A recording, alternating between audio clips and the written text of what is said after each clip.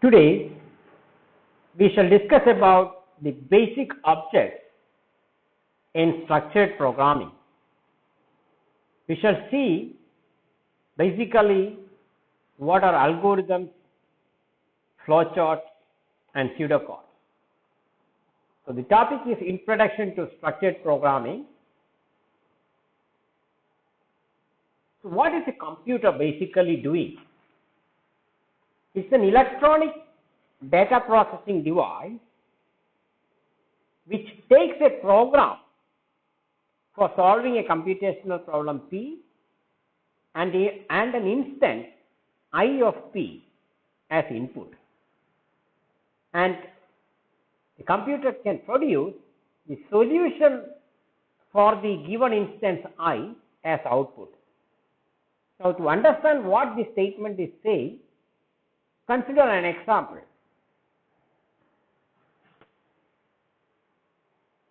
Suppose you have a program to find the factorial of a number. Then you can use a computer for automatically obtaining the factorial of any number. What you can do is, you give the computer two inputs, a program P, that is P, here the factorial program, and an input to the factorial program which is 5, which is called an instance. These are the two inputs that a computer can take. And then you view the computer as a black box. It takes a program and an input to that program. It executes that program on the input and produces the output.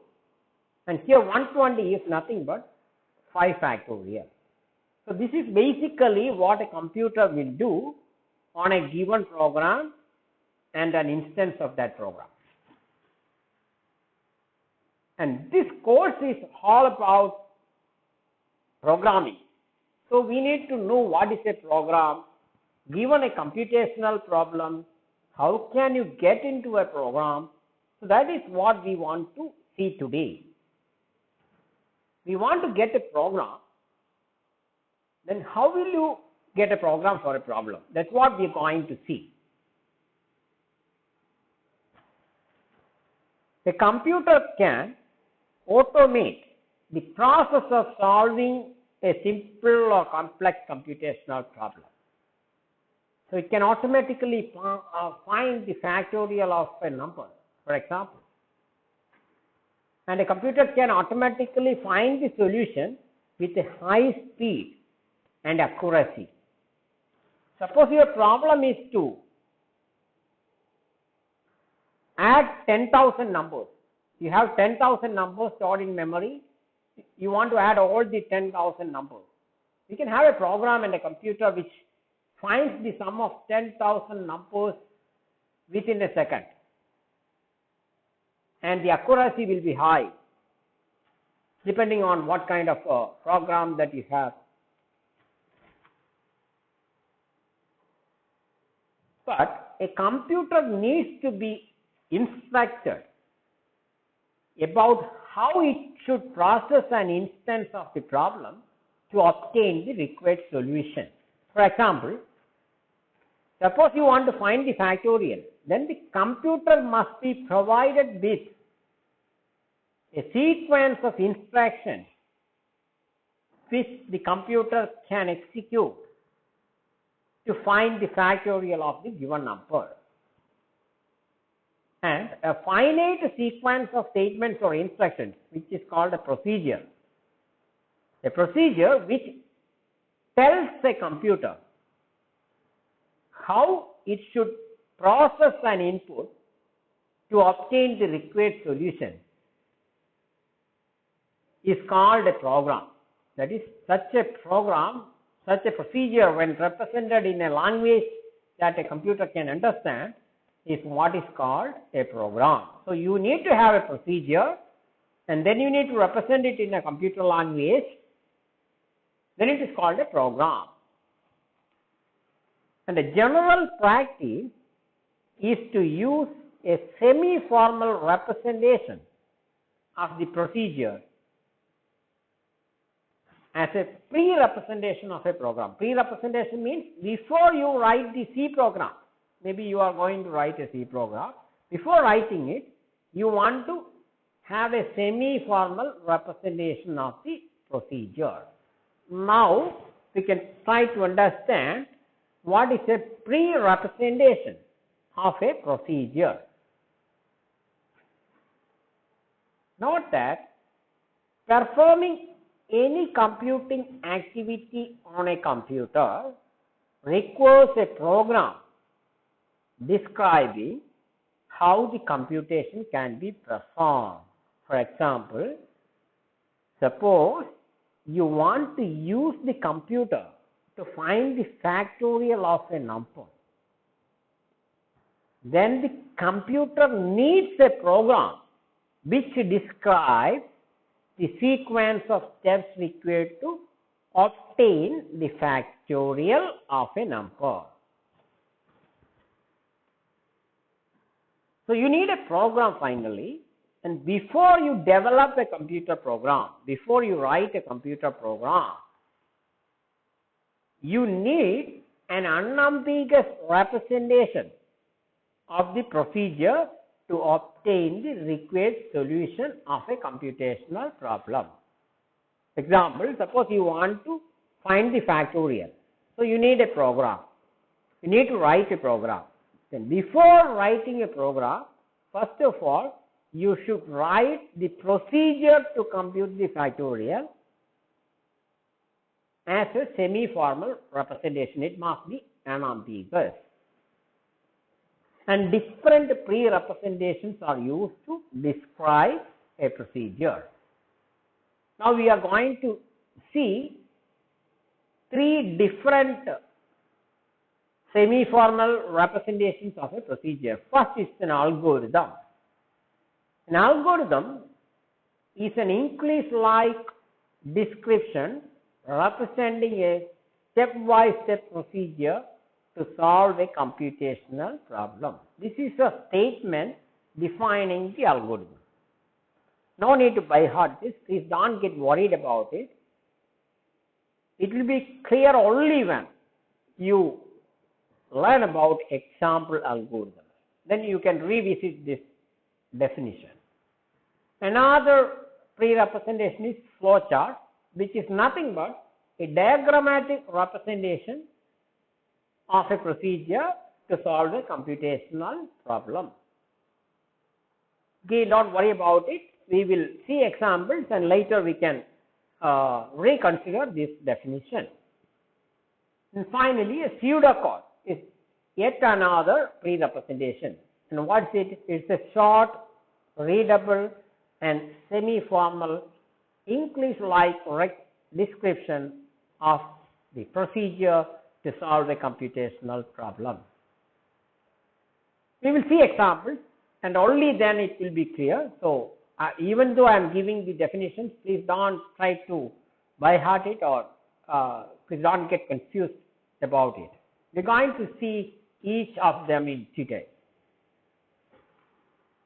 Maybe today we can try to see some example algorithms and we can try to understand what an algorithm is. And before we see the first algorithm, just look at what it is formally. It's a finite sequence of well-defined, unambiguous statements or instructions to obtain the correct solution of an arbitrary instance of a computational problem. There are many aspects in this definition. We are going to discuss each one in detail. So, what do you mean by finite sequence? It means the sequence of operations required to find the output must be a finite sequence. Suppose you want to perform an infinite sequence of steps, then you will never finish computing the output because it is an infinite sequence. So, for an algorithm, it must be a finite number of steps to produce the output for a given input. That is finiteness. Then the next property tells that it must be well defined. Then what do you mean by well definedness? We can try to understand it using an example. Here is a procedure to decrement the value of a natural number. And what is it doing? It reads a natural number n, and then it obtains the result as n decremented by 1, n minus 1. You obtain the result, and finally you display the obtained number as your solution. So it looks like a decent procedure to solve this problem. It's a very simple problem, but I should say it is not well defined, and hence it's not an algorithm. Why? Because suppose you give the value of n as 0 or the least possible natural number, then n minus 1 is undefined. If you are already giving the least possible natural number, how can you find n minus 1? It's impossible, right? So in that way, it is not well defined. So try to understand well definedness property using this example. So every operation that you are specifying in the algorithm must be doable on the data given to you. The next property is unambiguous. An algorithm should be unambiguous, meaning, again, we can consider an example. Suppose you have an algorithm A to solve some problem. Now, suppose that when you execute this algorithm by giving the input as 5, it is giving you the output 120. Then unambiguous means if you execute this algorithm again on the same input, the output must be 120. The same input, same output. But suppose you are getting a different output for the same input next time when you execute the algorithm, then it is not unambiguous. This is ambiguous because the output is unpredictable for a given input. Maybe in the first case it is giving you factorial, second case the square of the number. That's a different issue. This is ambiguous. It's not allowed. So for a given input, you need the same output every time when you execute the algorithm. So this is just an example to see what is this property. Then the next aspect included in this definition is correctness. It's a very important property of an algorithm. It must be correct, meaning for every possible input, the algorithm must produce the correct output. Not just for one input, for every input, the algorithm must be able to compute the correct output. That's correctness. And given a problem, there could be different ways in which a procedure can be formulated to solve a computational problem. Suppose you are given with a set of numbers and you are asked to find the least number. There are different ways in which you can do it. Maybe you sort the list first. You come up with a sorted list and take the first number. That is one procedure. Another one is, no need to sort. You scan the entire set and you somehow find the minimum without sorting. Another procedure. So there could be different ways in which you can solve a problem. In such a case, when there are multiple procedures possible, then one of them can be selected based on their relative cost of performance. It's called efficiency.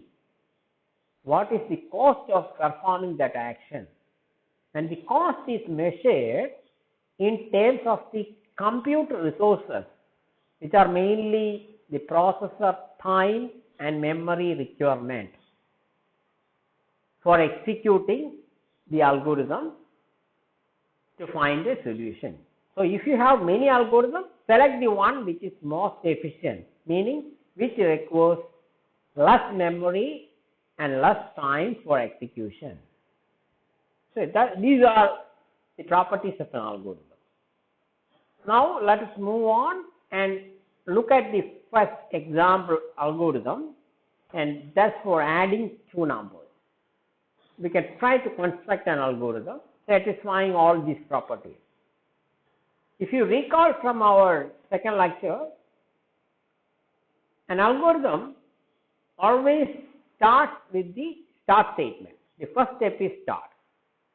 You are asked to find the sum of two numbers. So, first of all, you have to read two numbers. So, read two numbers and store it in simples A and B. So, A and B are now holding the two numbers.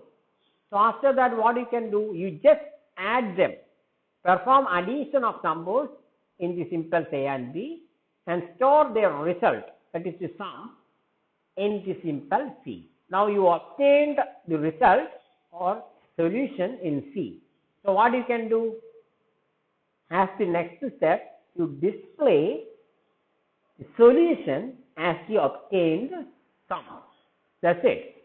So, you finished your duty. So, next is the last statement, which is stop. You read two numbers, added them, stored the result in a variable or a simple, and you printed it, and that's it.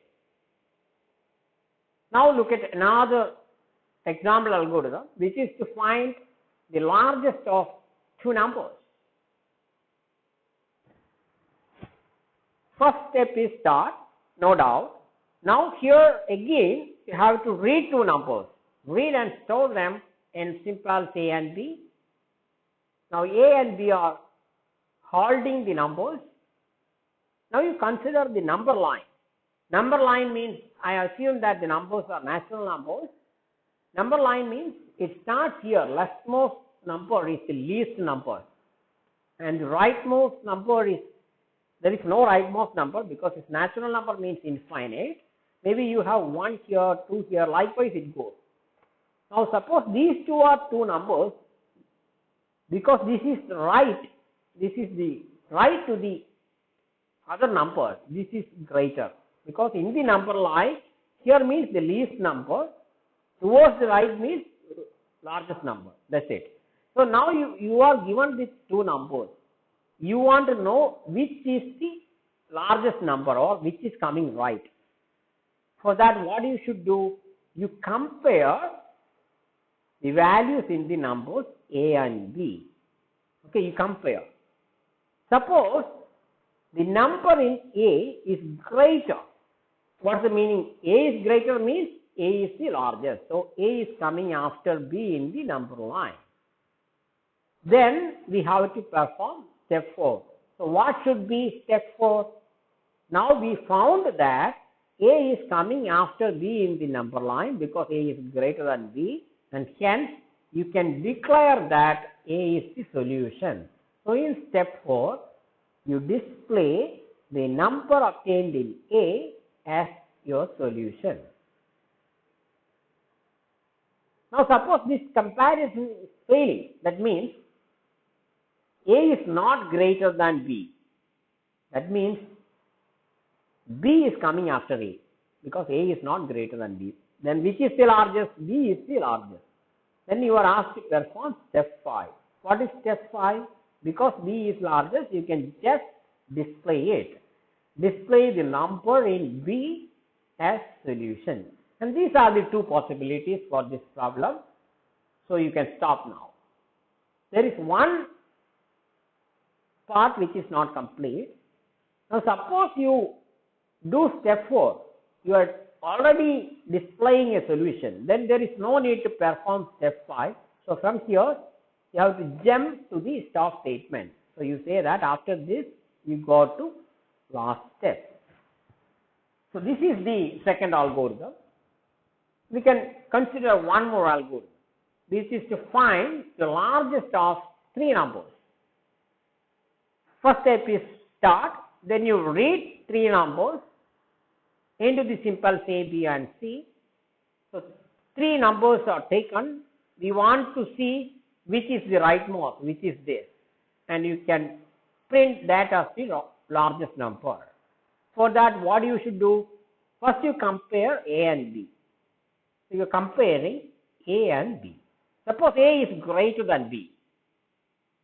That means A is coming after B. Then perform step 4. So what you can do in step 4? Between A and B, you found that A is coming after B on the number line. That means A is relatively greater. Now you have to compare A, which is relatively greater, with the other number C. That's what you can do. Okay, now suppose A is greater than C. Now you know that from the step 3 you know that A is greater than B. And in the second step you know that A is also greater than C. But you don't know what is the relative order of C and B. Maybe B is coming after C or C is coming after B. That we don't know. That is why there are two cases. Case A and case B. In both the cases, you know that A is the rightmost number and hence A is found as the largest among three numbers. So in step 5, what you can do? You can display that the number in A as the largest. Okay. Now you consider the case where step 4 comparison is failing. That means you compared A with C, but A is not greater than C. So what is the meaning? From step 3 you know that A is greater than B. That means A is coming after B. From step 4 you know that C is coming after A because A is not greater than C. C is greater than A. So this is what you have. A is coming after B and C is coming after A. The order is like this.